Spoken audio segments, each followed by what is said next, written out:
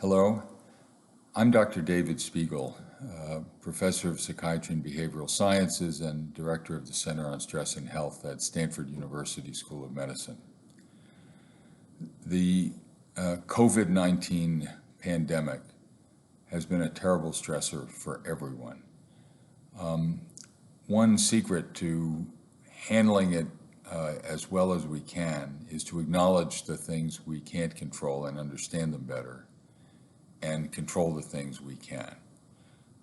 We are all confronted with a fear of contagion, with an unseen enemy that can make us sick or even end our lives, with drastic changes in our social environment, in our daily activities that would have been unthinkable just a year or months ago.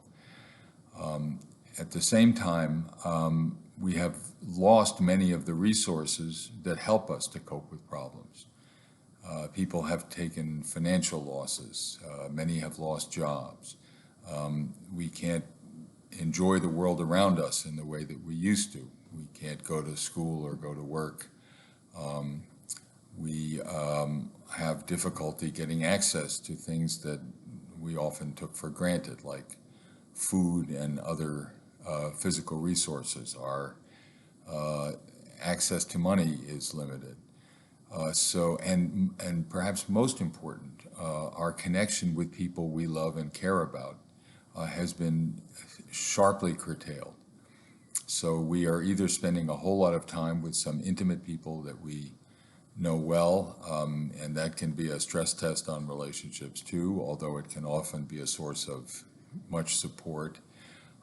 We are distanced from people in our own families and friends from whom we benefited a great deal and on whom we rely. We've had to reconstitute many relationships as virtual rather than physical relationships, and that constitutes a real loss as well. So we are facing unanticipated and very severe stressors with much constrained resources. And the question is, what can we do about that? There are some things we can do about it. One of them is to do everything your grandma always told you to. Take care of your body, eat well, sleep well, and get plenty of exercise. When all routines are disrupted, it can often be harder to adhere to that, but it's very important that you help your body prepare itself to deal with the stresses you have. Secondly, thinking through what we need to do is difficult and important. We're used to handling most things without thinking about them, just doing them because we have routines. And that requires a kind of processing in the brain that we have a lot of, but don't have to devote much in the way of resources to.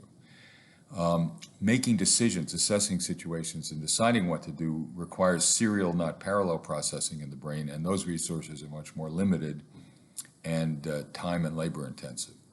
But at this point, just organizing your day, deciding what you can do and what you can't, requires more of that computationally intense kind of brain work. And so it means thinking about those problems you can solve and solving them, and putting aside those that you can't. But recognizing also that almost everything we do these days involves a real dedication of mental resources. The next thing to do is nurture your intimate relationships. The people you have close contact with are very important. You can help them and they can help you, and you want to make sure that you make the most of those relationships and care for them because they're very important right now. At the same time, you want to cultivate virtual relationships. People are finding new ways to have parties remotely, to tell stories to one another, to be in touch with people you may not have been in touch with, and use virtual connection, visual and auditory, to nurture and grow relationships that can be very important as well. So finding ways to use our new electronic technology to maintain and nurture contact is very important.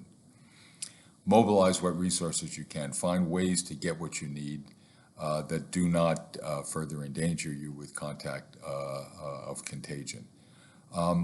And finally, control your attention and what you pay attention to. In a study we did of the aftermath of the 9/11 attacks, we found that people who watched more than 2 hours of news on television were doing worse 6 months later.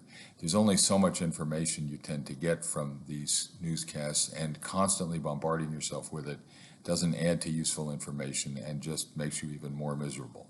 So limit the amount of time you attend to learning what you need to learn, and then moving on to other things. Set aside time each day to do something enjoyable, something that gives you a sense of meaning and pleasure. There are techniques that you can use to help enter a space in which you're mentally more comfortable, like mindfulness, mindfulness-based stress reduction, meditation. There are online resources to help you learn more about it.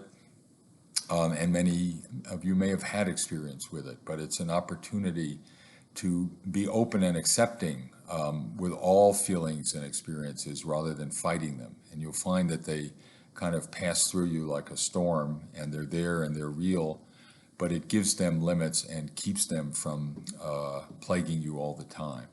You can check out your body. Are there parts of your body that are more tense or uncomfortable? Are there parts that feel better? Are there ways that you can help your body feel more comfortable? One of the real problems is that we have evolved to associate stress with physical arousal, because the primordial stressors we faced were animals that were chasing after us. And so we tend to respond to stress with increase in heart rate, blood pressure, skin conductance, that is sweating. And if we can learn to help our bodies feel more comfortable, imagine being somewhere safe and comfortable, even when you're thinking about something stressful, you can stop the snowball effect of mental and physical stress and arousal that can limit your ability to cope with things. So it is fine to have times to escape from the stress that you're dealing with. At other times you will deal with it, but you can deal with it in ways that help you manage it better.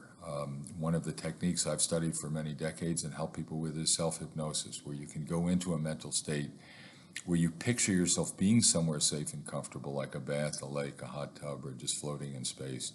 Enjoy the sensations, both mental and physical, that come with that. And then keep your body physically comfortable, even if you picture a problem that you need to face. Do it in a way that keeps your body separated from the mental stress, and allow yourself to picture alternative ways of dealing with the problem. And when you think about it in this more comfortable, relaxed way, you'll find that you can come up with solutions that you may not have thought of otherwise.